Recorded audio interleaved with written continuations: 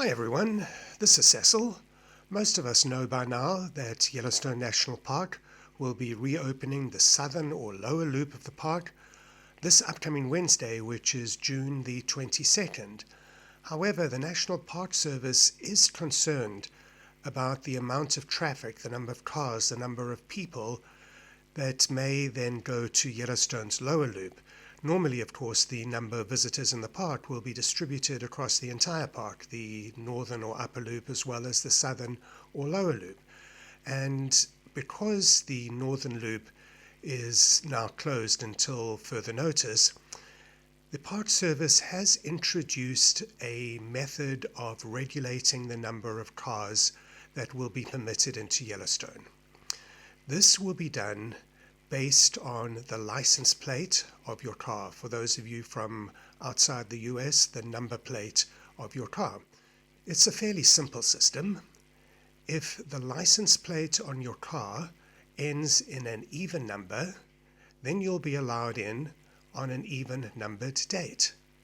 If your license plate ends in an odd number, then you'll be allowed in on an odd numbered date. So that should be pretty self-evident. If your license plate, say, is 3479, then you'll be allowed in on an odd number date. If it ends in 468, you'll be allowed in on an even numbered date.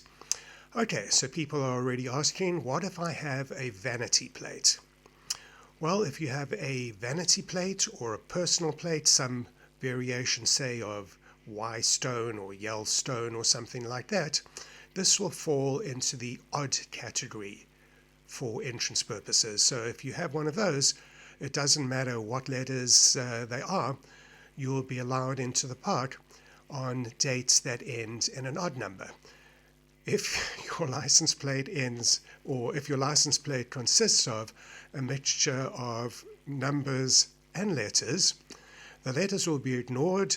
They will look at what the last number is in your license plate, and based on what the last number is, whether that is odd or even, that'll determine when you'll be allowed into Yellowstone.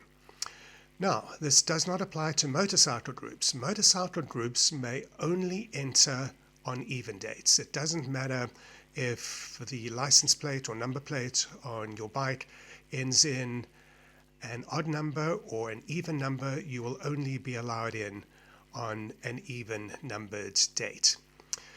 The Park Service has pointed out that essential services like mail and delivery, employees, contractors, that sort of thing, a taxi service such as our Yellowstone taxi service, will be allowed in on any date.